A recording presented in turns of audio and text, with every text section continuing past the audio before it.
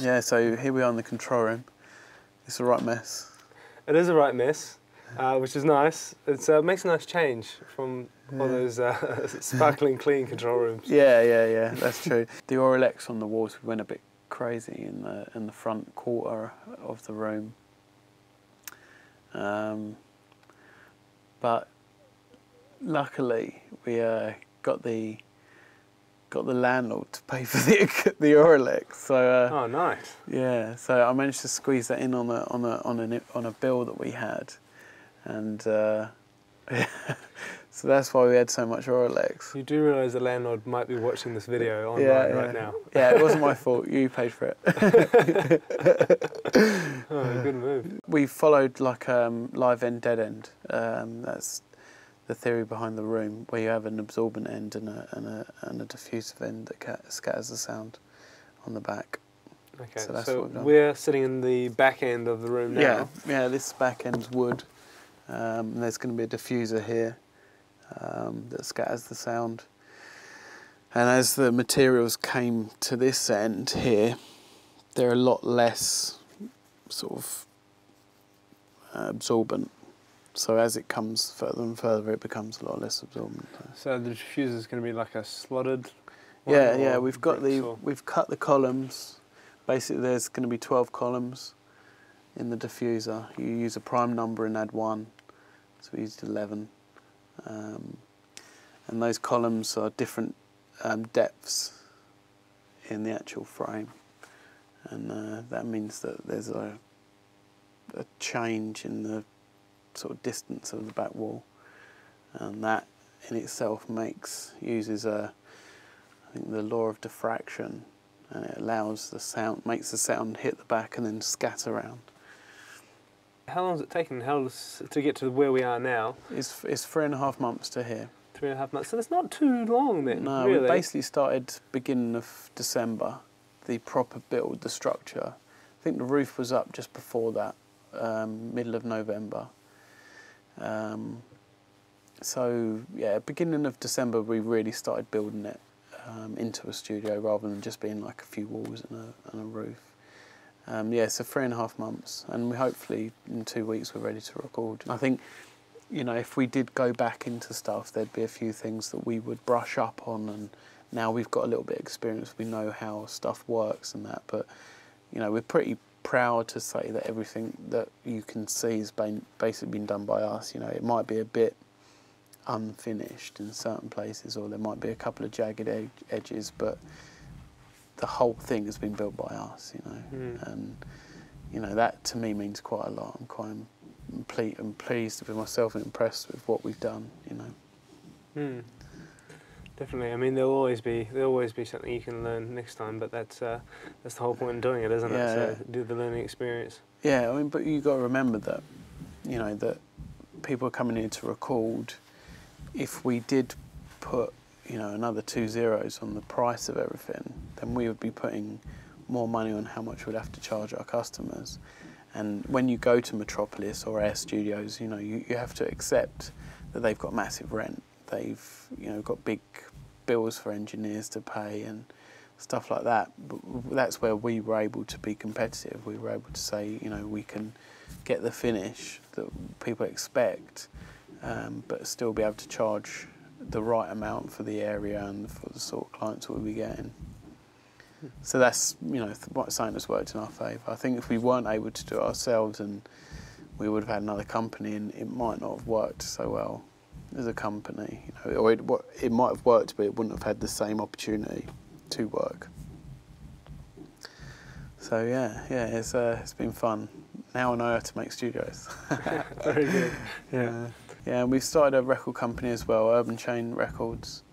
That will go live at the beginning of April. So we're on the scout for talent in the area. You know, we're not going to look too far. We want it to be all local stuff, South East London, South West London, where, you know, we can give like kids the opportunity to record, get a really straightforward deal. You know, we want to give out a really easy deal because we own the studio recording facilities. There's not much more on our heads that we have to lay out for. We'll obviously have the artists if they're you know, able to do it, promote themselves a little bit, do a bit of the work themselves. But we're going to try and offer like young up and coming artists the opportunity to do what, you know, people dream about doing. We're sort of friendly with a lot of dance sort of acts. Like I'm personally friendly with Left Field, Scratch Perverts. Joel is just up the road, so we're quite connected with dance music. I mean, from my background mainly, not Ant's.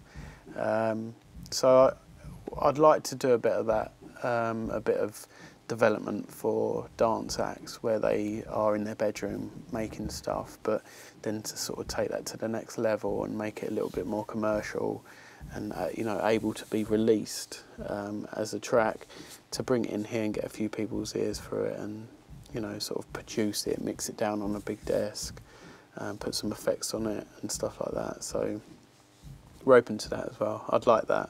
We originally were going to have a lowrider. We were gonna theme the rooms, and we had like a plan for both studios, and one was gonna have a lowrider in it, the other one was gonna have a chopper. Mm-hmm. And basically we wanted to do something around bikes and around that sort of feel, and then we arrived with Chain. And then we were just putting words together, and we did this over the phone actually, and then we came up to Urban Chain, and then we straight away saw the .co.uk and .com, and that's what we bought. That was it. That was a decision. I mean, for me, it's silly, isn't it? Like choosing what something's going to be called. You don't think that it's a hard thing.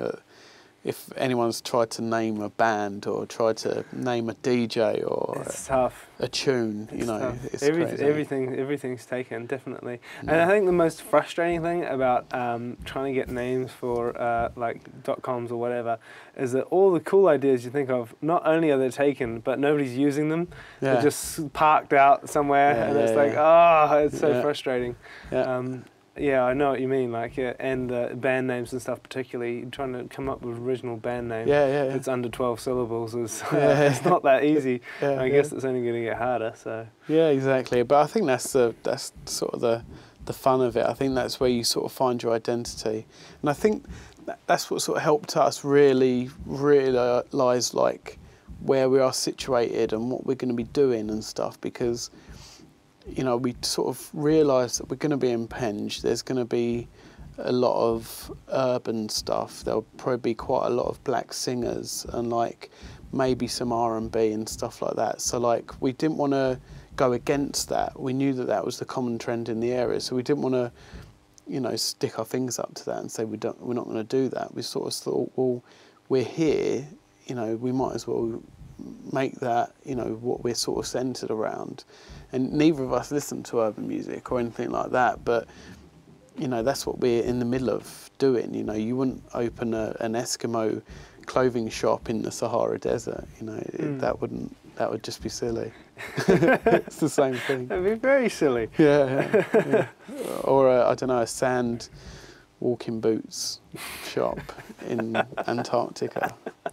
Yes, that would also be. I mean, you can tell that I've been soldering all day, and the smoke has just been in my face all day. We should come talk to you once you've just finished up. Once you've finished all of that, should make for a good video. Yeah, probably a comedy. Yeah, I'll probably get sectioned afterwards.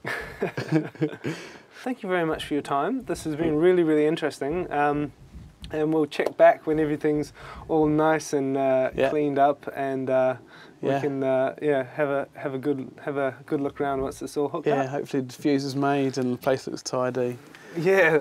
Well, should be good. Yeah, all right. cool. All right. Thank you very much. Cheers, Rupert. Thank you.